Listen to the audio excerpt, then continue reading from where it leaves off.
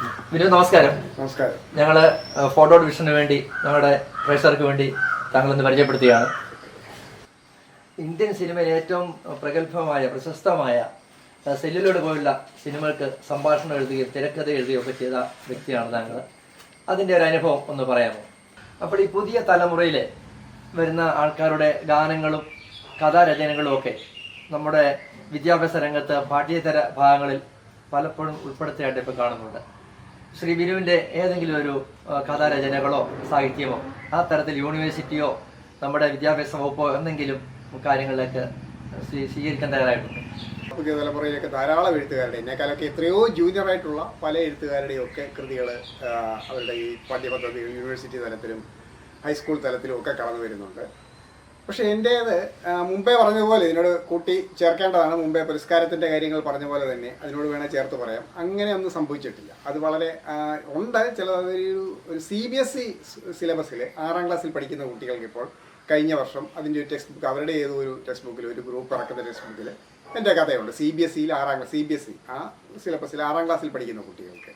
പിന്നെ ഉള്ളത് അങ്ങനെ ഇതേപോലെയുള്ള ഇപ്പം മുമ്പേ പറഞ്ഞതുപോലെയുള്ള മലയാളത്തിൻ്റെ സാംസ്കാരിക ചരിത്രത്തിലെയും സാമൂഹിക ചരിത്രത്തിലൊക്കെ ഏറ്റവും ഒരു നാഴികക്കല്ലായി അടയാളപ്പെടുത്തപ്പെട്ടിട്ടുള്ള നഷ്ടനായിക പോലുള്ളൊരു നോവൽ, ഈ PK റോസിയുടെ ഒക്കെ ചരിത്രം പറയുന്ന കീഴാള ഒരു സമൂഹത്തിൻ്റെ, അതൊക്കെ ഇപ്പോൾ ഇക്കാലത്ത് ഏറ്റവും സജീവമായ ഒരു വിഷയമാണ്. കീഴാള സമൂഹത്തിൻ്റെ ഉയർത്തെഴുന്നേൽപ്പും അതിനെ സംബന്ധിച്ച് ധാരാളം പഠനങ്ങളും അത് ഏറ്റവും ഇപ്പോൾ നമ്മുടെ സാംസ്കാരിക അന്തരീക്ഷത്തിൽ ഏറ്റവും മുഖ്യസ്ഥാനത്ത് നിൽക്കുന്നതാണ്.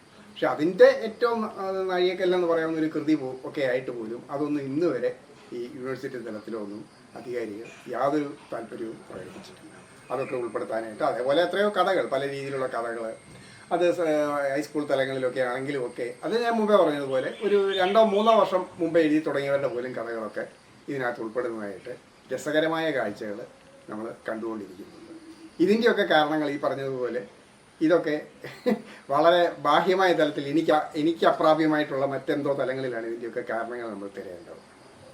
അപ്പം ഇപ്പോൾ പുതിയ സിനിമയിലോ പുതിയ കഥാരചനയിലോ ഒക്കെ ഏതെങ്കിലും തരത്തിൽ ശ്രീ ബിനു ഇപ്പം പുതിയതായി ചെയ്യാനായിട്ട് ഏതെങ്കിലും തയ്യാറെടുപ്പിലാണോ ഇപ്പോൾ?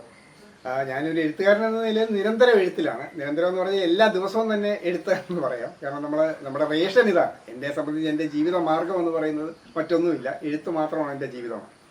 അപ്പോൾ അങ്ങനെ ഞാൻ നിരന്തരം എഴുത്തിലുണ്ട്. അപ്പോൾ കഥകളൊക്കെ ധാരാളം എപ്പോഴും എഴുതിക്കൊണ്ടിരിക്കുന്നുണ്ട്. കഥകളും ലേഖനങ്ങളും അങ്ങനെയുള്ള കാര്യങ്ങൾ എഴുതുന്നുണ്ട്. ദീർഘമായ ആഖ്യാനങ്ങൾ എഴുതുന്നുണ്ട്. അത് സാഹിത്യത്തെ സംബന്ധിച്ച് കാരണം വളരെ ഞാൻ തന്നെ അതിനെ ഉത്സാഹിച്ചാൽ മതി, മറ്റാരുടെ ആവശ്യമില്ല, ഞാൻ എഴുതിയാൽ മാത്രം മതി. പക്ഷേ സിനിമ എന്ന് പറയുന്നത് അങ്ങനെ നടക്കില്ല. സിനിമ എന്ന് പറയുന്നത് പ്രോജക്റ്റാണ്. ഒരു പ്രൊഡ്യൂസർ കൃത്യമായിട്ട് വരണം. ആ പ്രൊഡ്യൂസർ വന്ന് അയാൾ പണം മുടക്കാൻ തയ്യാറാണെന്ന് അറിയിച്ച് അതിന് വേണ്ട സന്നാഹങ്ങൾ ചെയ്താൽ മാത്രമേ എനിക്കൊരു തിരക്കഥയിലേക്കൊക്കെ കടക്കാൻ കഴിയുള്ളൂ. അപ്പോൾ നമ്മളല്ലെങ്കിൽ വെറുതെ ഒരു തിരക്കഥ എഴുതി വെച്ചിട്ട് ഒരു സിനിമയ്ക്ക് വേണ്ടി ഒരു തിരക്കഥ എഴുതി വെറും പാഴ് വേലയാണ്. അത് കൃത്യമായൊരു പ്രോജക്റ്റ് അത് ഉരുത്തിരിഞ്ഞ് വന്നാൽ മാത്രമേ അങ്ങനെ എഴുതിയിട്ട് കാര്യമുള്ളൂ. കാരണം ഞാൻ ഇത്രയും വർഷങ്ങൾ നമ്മൾ ഈ മേഖലയിൽ നിന്ന ശേഷം ഇനിയിപ്പോൾ ഒരു തുടക്കക്കാരനെ പോലെ ഇത് ഏതെങ്കിലും ആരോ എവിടുന്നോ വരാൻ വേണ്ടി ഒരെണ്ണം എഴുതി വെച്ചിട്ട് ഒരു കാര്യവുമില്ല. അത് വെറും പാഴ്വേല, എൻ്റെ സമയവും പണവും എല്ലാം നഷ്ടമാണ്. അപ്പോൾ അതുകൊണ്ട് സിനിമ എന്ന് പറയുന്നത് അടുത്തത് അങ്ങനെ കഥകൾ പലതുണ്ട്. സിനിമയ്ക്ക് ധാരാളം കഥകളുടെ ത്രെഡ് മനസ്സിലുണ്ട്. പക്ഷേ നല്ലൊരു പ്രോജക്റ്റ് പ്രൊഡ്യൂസർ ആരെങ്കിലും വരികയാണെങ്കിൽ നമ്മൾ ചെയ്യാനായിട്ട് തയ്യാറാണ്. അപ്പോൾ അത് പക്ഷേ അങ്ങനെ അത് വരണം. പക്ഷേ ഈ പുസ്തകങ്ങൾ ഈ പറഞ്ഞ പോലെ കഥയും മറ്റങ്ങനെയുള്ള ദീർഘമായ ആഖ്യാനങ്ങളും ലേഖനങ്ങളും എല്ലാം അത് നിരന്തരം സംഭവിച്ചുകൊണ്ട് ഇന്നും ഇപ്പോൾ ഒരുപാട് എഴുതിയിട്ടാണ് ഇരിക്കുന്നത്. അപ്പോൾ അത് അങ്ങനെ വരുന്നുണ്ട്. ഇനി പുസ്തകങ്ങൾ തന്നെ ഒരു 3 പുസ്തകത്തോളം വരാനുണ്ട്. കഥാസമാഹാരങ്ങളും അങ്ങനെയുള്ള ദീർഘമായ ആഖ്യാനങ്ങളും ഒക്കെ വരാനുണ്ട്. ലേഖനങ്ങളുടെ സമാഹാരങ്ങൾ വരാനുണ്ട്. അപ്പോൾ എഴുത്ത് എപ്പോഴും സജീവമാണ്. താങ്കൾ ഇന്ത്യൻ സിനിമയിലും ഇന്ത്യൻ സാഹിത്യത്തിലും ഒക്കെ ഏറെ പ്രഗത്ഭനാണ്, പ്രശസ്തനാണ്. നമ്മുടെ നാട്ടിൽ നെടുങ്ങാടപ്പള്ളി പോലുള്ള ഈ സ്ഥലത്ത് നാട്ടുകാരിൽ നിന്നോ നമ്മുടെ സുഹൃത്തുക്കളിൽ നിന്നോ ഒക്കെ ഏതെങ്കിലും തരത്തിലുള്ള ആദരവ് അങ്ങേക്ക് ലഭിച്ചിട്ടുണ്ടോ? അത് ദീർഘകാലം അങ്ങനെയൊന്നും സംഭവിക്കുന്നില്ലായിരുന്നു. പക്ഷേ ഈ കഴിഞ്ഞ വർഷം ഒരു വർഷം മുമ്പ് എൻ്റെ വളരെ പ്രിയ സ്നേഹിതനായിട്ടുള്ള ഊര് എന്ന് പറയുന്ന നെടുങ്ങാടപ്പള്ളിയിൽ ഇപ്പോൾ ഒരുമാതിരി എല്ലാവർക്കും അറിയാവുന്ന ആ സ്ഥാപനം നടത്തുന്ന ബിജു എബ്രഹാമിൻ്റെ അദ്ദേഹത്തിൻ്റെ ഒരു ഉത്സാഹത്തിൽ അദ്ദേഹം സംഘടിപ്പിച്ച ഒരു കൂട്ടായ്മയിൽ അങ്ങനെയൊന്ന് സംഭവിച്ചു. ഒരു ആദരവ് എന്ന് പറയുന്നത്, അതായത് എൻ്റെ എഴുത്തിൽ 25 വർഷങ്ങൾ പൂർത്തിയാകുകയും ഒപ്പം 25ാമത്തെ പുസ്തകം സിനിമാ ചെറുക്കൻ എന്ന് പറയുന്ന ഒട്ടൊക്കെ ആത്മകഥാപരമായിട്ടുള്ള സിനിമയുമായി സ്പർശിക്കുന്ന സിനിമാ മേഖലയെ ബന്ധപ്പെടുന്ന നാടിൻ്റെ ഓർമ്മകൾ ധാരാളം കടന്നു വരുന്ന ഒക്കെ ഒരു പുസ്തകമാണ് സിനിമാ ചിറക്. അപ്പം ഇത് അതിൻ്റെ പ്രകാശനവും 25ാം പുസ്തകത്തിൻ്റെ പ്രകാശനവും 25 വർഷങ്ങളുടെ പൂർത്തീകരണം എന്ന നിലയിൽ ബിജു അങ്ങനെ ഒരു കൂട്ടായ്മ അദ്ദേഹം മുൻകൈയെടുത്ത് ഒരു കൂട്ടായ്മ സംഘടിപ്പിച്ച് അതിൽ ഇവിടെ നമ്മുടെ വേണ്ടപ്പെട്ട സുഹൃത്തുക്കളൊക്കെ അതിൽ അണിചേരുകയും ഞങ്ങളുടെ കുടുംബവും മോഡൽ കുടുംബവും ഒക്കെ അതിൽ അണിചേർന്നു. അങ്ങനെ ഒന്ന് സംഭവിച്ചു. ഒരു ആദരവെന്ന് പറയുന്നത് എൻ്റെ ജീവിതത്തിൽ ആദ്യമായിട്ടായിരുന്നു അങ്ങനെ ഒന്ന്. ഈ നെടുങ്ങാടപ്പള്ളിയിൽ എൻ്റെ ജന്മദേശത്ത് നിന്ന് അങ്ങനെ ഒരു ആദരവ് എന്ന് പറയുന്നത്, നമ്മുടെ പ്രവർത്തനങ്ങൾക്കൊരു അംഗീകാരം എന്ന് പറയുന്നത് സന്തോഷകരമായൊരു അനുഭവം അങ്ങനെ ഉണ്ടായി. അതിനുശേഷം ഇപ്പോൾ നമ്മുടെ അനിൽ നായർ, അദ്ദേഹം എൻ്റെയും ജസ്റ്റ് സീനിയറായിട്ട് സ്കൂളിൽ പഠിച്ചിട്ടുള്ള എൻ്റെ പ്രിയ സ്നേഹിതനായിട്ടുള്ള അനിൽ നായർ ഒക്കെ ഉത്സാഹിച്ച് ഇപ്പോൾ അടുത്ത മാസം ഈ ഓണക്കാലത്ത് ഞാൻ അറിയുന്ന അങ്ങനെ ഒരു പരിപാടി അവരുടെ ഒരു സ്കൂൾ നെടുങ്ങാടപ്പള്ളി ഞങ്ങളെല്ലാം പഠിച്ച CMS സ്കൂളിൽ വെച്ച് അവരുടെ ഒരു സംഗമത്തിൽ വെച്ച്, അവരുടെ സഹപാഠികളുടെ സംഗമത്തിൽ വെച്ച് എന്നെ അങ്ങനെ ഒരു ആദരവ് തരുന്നുണ്ടെന്നുള്ള വിവരവും അറിയുന്നുണ്ട്. അപ്പോൾ അത് സന്തോഷകരമായ ഒരു കാര്യമാണ്. അപ്പോൾ ഈ മുന്നേ അങ്ങനെയൊന്നും ബിജുവിൻ്റെ നേതൃത്വത്തിൽ അങ്ങനെയൊന്നും സംഭവിച്ചു, ഇപ്പോൾ അനിലിൻ്റെ നേതൃത്വത്തിൽ അങ്ങനെയൊന്നും ഉടനെ സംഭവിക്കാനിരിക്കുന്നു. അപ്പോൾ ഇതൊക്കെ വളരെ തീർച്ചയായിട്ടും നമ്മുടെ സ്വന്തം നാട്ടിൽ അങ്ങനെ കിട്ടുന്ന അംഗീകാരം എന്ന് പറയുന്നത് സന്തോഷകരമായ അനുഭവമാണ്. അപ്പോൾ അത് മറ്റ് ആളുകളും നാട്ടിലുള്ള മറ്റ് ആളുകളുമൊക്കെ അതിലൂടെ കൂടുതൽ നമ്മുടെ സൃഷ്ടികളിലേക്കും ഒക്കെ എത്തിച്ചേരും എന്ന് ഞാൻ പ്രത്യാശിക്കുന്നു. സിബിനു, ഇത്രയും കാര്യങ്ങൾ വളരെ വിശദമായി അങ്ങനെ പ്രേക്ഷകർക്ക് പറയുകയുണ്ടായി. അപ്പം അങ്ങയുടെ കുടുംബ പശ്ചാത്തലം കൂടി പ്രേക്ഷകർക്കുണ്ടെന്ന് പറയാമോ? ഞാൻ മോഡയിൽ എന്ന കുടുംബത്തിലാണ് ഞാൻ ജനിച്ചത്. ഇവിടെ നെടുങ്ങാടപ്പള്ളി മല്ലപ്പള്ളി പ്രദേശത്തൊക്കെ ഒരു പക്ഷേ എല്ലാവർക്കും സുപരിചിതമായിട്ടുള്ള കുടുംബമാണ് മോഡയിൽ കുടുംബത്തിൽ. അപ്പോൾ അവിടെ എൻ്റെ അപ്പായുടെ പേര് എല്ലാവരും വിളിക്കുന്നത് ബേബി എന്നായിരുന്നു, ബേബിക്കുട്ടി എന്നായിരുന്നു. എബ്രഹാം വർഗീസ് അതായിരുന്നു അതിൻ്റെ ഔദ്യോഗിക നാമം. അദ്ദേഹം ഇന്ത്യ ഗവൺമെൻറ് ഓഡിറ്റ് സർവീസിൽ, ഗവൺമെൻറ്റിൻ്റെ ഡിഫൻസ് വകുപ്പിൽ ഓഡിറ്റ് സർവീസിൽ ഒരു ഉദ്യോഗസ്ഥനായിരുന്നു. ഇന്ത്യയുടെ പല ഭാഗങ്ങളിലൊക്കെ അദ്ദേഹം ജോലി ചെയ്തിരുന്നു.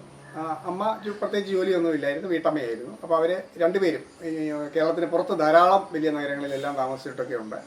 അങ്ങനെയുള്ള ധാരാളം അനുഭവങ്ങളൊക്കെ അവർക്കുണ്ടായിരുന്നു. അതിനുശേഷം അദ്ദേഹത്തിൻ്റെ അവസാന കാലം ലാസ്റ്റ് സർവീസിലെ അവസാന ഭാഗം കൊച്ചി നേവൽ ബേസിലായിരുന്നു റിട്ടയർമെൻ്റ് ആകുമ്പോൾ വന്നത്. അപ്പോൾ അവിടെ അങ്ങനെ ആ സമയത്ത് ഞങ്ങൾ ഈ നാട്ടിൽ നെടുങ്ങാടപ്പള്ളിയിൽ ഞാൻ ജനിച്ച സത്യത്തിൽ കൂന്നൂരാണ്. അദ്ദേഹം കാരണം ആ സമയത്ത് കൂന്നൂരിൽ ഊട്ടി അടുത്ത കൂന്നൂരിലാണ് അന്ന് അപ്പോൾ അവിടെയായിരുന്നു വർക്ക് ചെയ്തുകൊണ്ടിരുന്നത്. അപ്പോൾ എൻ്റെ ആദ്യത്തെ 3 വർഷങ്ങൾ 3 വയസ്സ് വരെ കൂന്നൂരിലാണ് ജീവിച്ചത്. ശേഷം അപ്പോൾ കൊച്ചിയിലേക്ക് ട്രാൻസ്ഫറായി വന്നു കഴിഞ്ഞോടെ നെടുങ്ങാടപ്പള്ളിയിൽ ഞാനും അമ്മയും ഇവിടെ വരികയും ചേട്ടൻ അപ്പോഴേക്ക് പഠിക്കാനായിട്ട് പുറത്തേക്ക് പോവുകയും ചെയ്തിരുന്നു. അങ്ങനെ ഞങ്ങളിവിടെ താമസമാവുകയും ഞാനിവിടെ മുമ്പേ പറഞ്ഞതുപോലെ സെൻറ്റ് ഫിലോമിനാസ് സ്കൂളിലും CMS ഹൈസ്കൂളിലും ഒക്കെ പഠിക്കുന്നു. അപ്പോൾ കുടുംബം എന്ന് പറയുന്നത് അതിൽ ഈ രണ്ടുപേരും അമ്മയും അപ്പായും രണ്ടുപേരും വായനയോട് വളരെ താല്പര്യമുള്ളവർ. വളരെ ചെറുപ്പം മുതലേ ഇനി ഞാനത് കണ്ടാണ് വളരുന്നത്. അപ്പോൾ ഒരുപക്ഷെ എന്നെ അത് സ്വാധീനിച്ചിട്ടുണ്ടാവും. രണ്ടുപേരും അന്ന് വീട്ടിൽ വാരികയൊക്കെ അന്ന് മലയാള മനോരമ വാരികയാണ് വീട്ടിൽ വരുത്തുന്നൊരു വാരി ആഴ്ചപ്പതിപ്പെന്ന് പറയുന്നത്. പിന്നെ ഇംഗ്ലീഷ് പത്രങ്ങളും ഒക്കെ വരുത്തുന്ന മനോരമ പത്രമുണ്ട്. മറ്റ് പുസ്തകങ്ങൾ ധാരാളമായിട്ട്. എൻ്റെ ചേട്ടന് നല്ലൊരു വായനക്കാരനായിരുന്നു. പുള്ളിയും കൊണ്ടിരുന്ന ഇംഗ്ലീഷ് പുസ്തകങ്ങൾ അങ്ങനെ ധാരാളമായിട്ട് അവിടെ വരുമായിരുന്നു. അപ്പോൾ ഇതെല്ലാം കണ്ടിരുന്ന ഒരു അന്തരീക്ഷം വീട്ടിൽ അങ്ങനെ ഉണ്ടായിരുന്നു.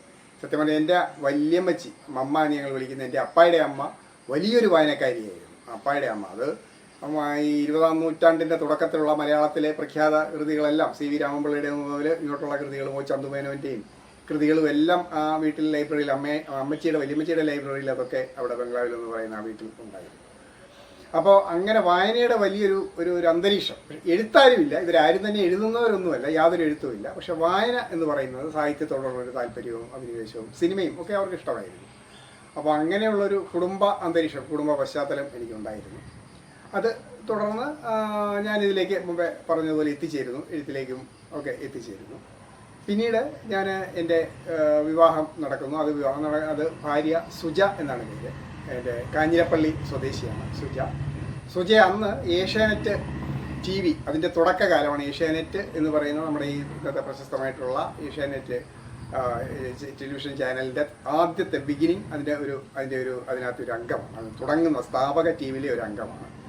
അന്ന് എൻ്റെ കേരളം എന്നൊക്കെ പറയുന്നുള്ള രവീന്ദ്രൻ്റെ പ്രശസ്തനായ ചിന്ത രവിയേട്ടൻ്റെ കേരള സഞ്ചാരത്തിൽ അതിലെ സഹയാത്രികയായിട്ടൊക്കെ അതിൽ പങ്കെടുത്തിട്ടുണ്ട്. ആ സമയത്താണ് ഞാൻ കാണുന്നതും ഞങ്ങൾ പരിചയപ്പെടുന്നതും ഞങ്ങൾ വിവാഹം നടക്കുന്നതും. പിന്നെ ഞങ്ങളുടെ മക്കൾ എന്ന് പറയുന്നത് അത് ഭുവനും റെയിനും. ഭുവനാണ് മൂത്തയാൾ, റെയിൻ ഇളയയാളാണ്. അതിനു മുമ്പ് ഒരു കാര്യം കൂടി പറയുന്നുണ്ട്. സുജി ഏഷ്യാനെറ്റിൽ നിന്ന് പോയ ശേഷം ധാരാളം ഏഷ്യാനെറ്റിൽ ഏതാനും അവിടുന്ന് ഞങ്ങൾ വിവാഹമൊക്കെ കഴിഞ്ഞ ശേഷം അധികം കഴിയുന്നതിന് മുമ്പ് അവിടുന്ന് വിട്ടു. അതിനുശേഷം സ്വതന്ത്രമായിട്ട് ധാരാളം ഫ്രീലാൻസ് രീതിയിൽ പല ഡോക്യുമെൻ്ററികളും അങ്ങനെയുള്ള പ്രവർത്തനങ്ങൾ ധാരാളം ഈ വിഷ്വൽ മീഡിയയിൽ ധാരാളമായിട്ട് സുജയ് വർക്ക് ചെയ്തിരുന്നു.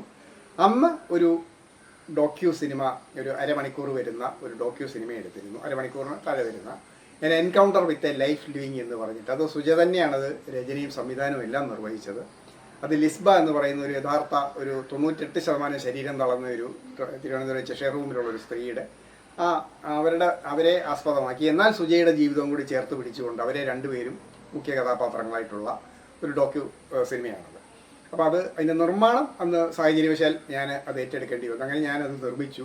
എന്തായിരുന്നാലും ആ സിനിമ, ഡോക്യു സിനിമ, നമ്മുടെ ദേശീയ ചലച്ചിത്ര പുരസ്കാര വേള, അന്ന് 94 ദേശീയ ചലച്ചിത്ര പുരസ്കാരത്തിൽ ഏറ്റവും മികച്ച നവാഗത ഹ്രസ്വ സിനിമയ്ക്കുള്ള പുരസ്കാരം ഡോക്യു ഫിക്ഷൻ വിഭാഗത്തിൽ സുജയ്ക്ക് അത് കിട്ടി. ആ പുരസ്കാരം കിട്ടി. ഒരു വളരെ എനിക്ക് അപ്രതീക്ഷിതമായൊരു സംഭവമായിരുന്നു, ഒരു നേട്ടമായിരുന്നു. അങ്ങനെ ആ പുരസ്കാരം ലഭിക്കും. ഞാൻ അതിൻ്റെ നിർമ്മാതാവ് എന്ന രീതി എനിക്കും ആ പുരസ്കാരം, ദേശീയ ചലച്ചിത്ര അവാർഡ്, സിനിമ അവാർഡ് കിട്ടി.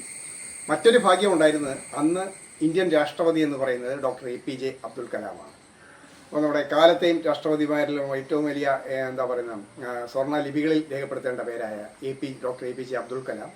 അപ്പോൾ ആ കാലങ്ങളിൽ പ്രസിഡന്റ് തന്നെയാണ് സകല പുരസ്കാരങ്ങളും, സിനിമ പുരസ്കാരങ്ങളും, മുഴുവൻ പുരസ്കാരങ്ങളും. പിന്നീട് അതിനൊക്കെ മാറ്റം വന്നു. കുറച്ച് പുരസ്കാരങ്ങൾ മാത്രമേ പ്രസിഡന്റ് കൊടുക്കുകയുള്ളൂ. അപ്പോൾ ഈ പുരസ്കാരങ്ങൾ മുഴുവൻ അവിടെ വിതരണം ചെയ്യുന്നത് പ്രസിഡന്റിന് നേരിട്ടുള്ള കൈകളിൽ നിന്ന്.